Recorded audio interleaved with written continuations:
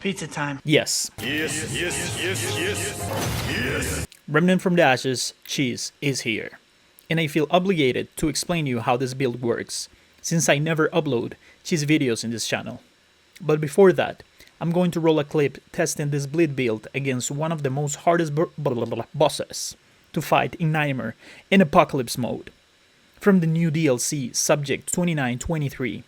And don't worry, if you're new to this game, I won't spoil any game lore, because this game has no lore.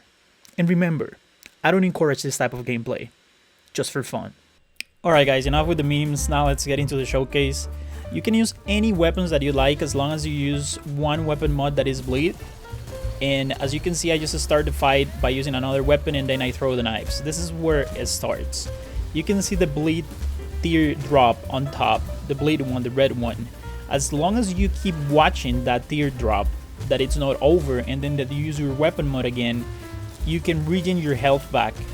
If you use an armor such as letos, you pretty much have your damage reduced to a point where you can do insane things like this. This is a Nightmare boss from the DLC, and you can do this also on Apocalypse.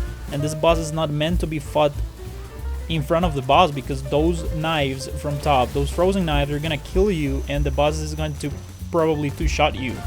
But it doesn't matter, because your health is gonna be regen back out, you know, like crazy.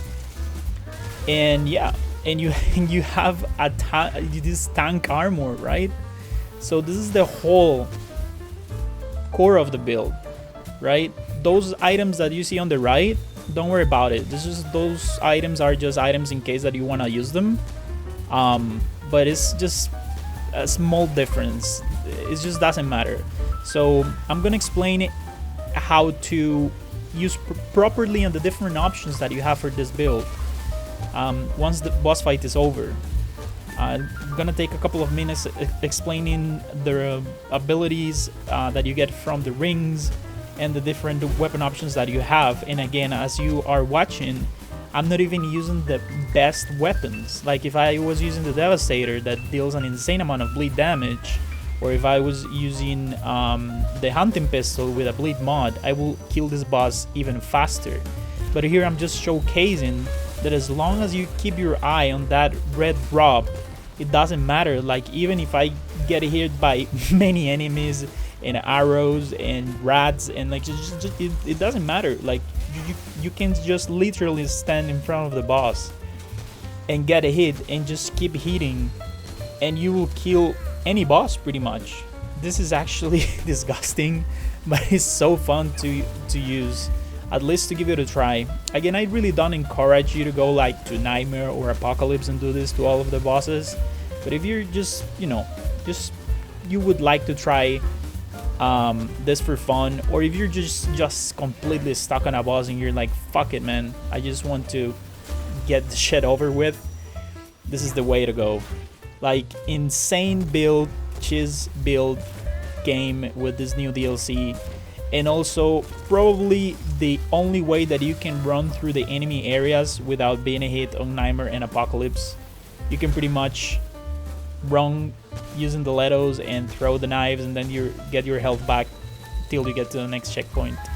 So yeah, now let me explain everything.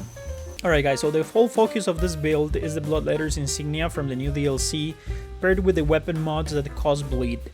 Again, if you don't have any of this equipment, then just search it on YouTube. There's a lot of guides out there in how to get all of the trades, the equipment that I'm about to showcase, okay?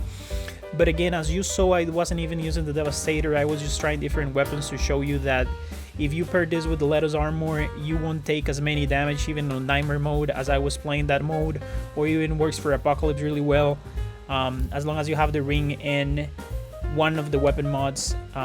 In this case, it will be the Fan of Knives.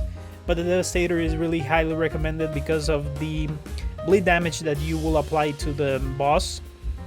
So meanwhile, while you're taking just flat damage by using your bullets, you can also apply bleed damage to the boss. And this thing has an insane range because it's a crossbow. So if you don't want to be like really near to the boss, then you can just throw the weapon, the embedded weapon mod, and shot the boss from far away while you're healing as well. So this one is actually really nice. If you don't want to tank and be able to roll, because this one, as you can see, the weight is insane, you cannot even roll, then you can pair this to your armor of preference, depending of the build that you're using. So Bandit's mask is amazing to replace the bullets, so you don't have to reload. This one right here, the mod duration, is really nice to have more mod duration to be healing even more. This one for weak spot, this one for crit damage, this one for range damage, this new one from the DLC, really nice, 40 damage. The problem being that every time you use a Dragon Heart, your health will be decreased, and if you're not fast enough, and it's for 30 seconds, so if you don't pay attention, you will die pretty much. So that one is a really high risk armor.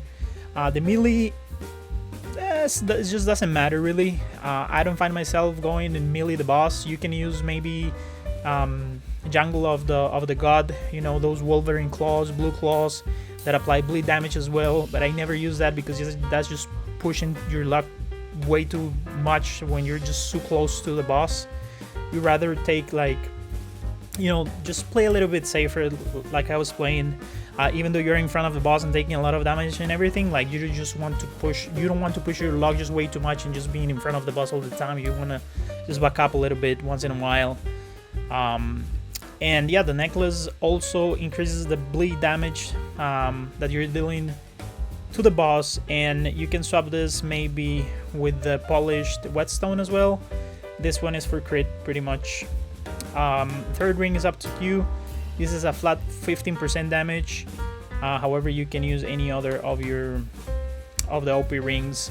The trades, everything that is HP, stamina, regen, or everything that makes your gameplay faster for reload speed of movement, you want that.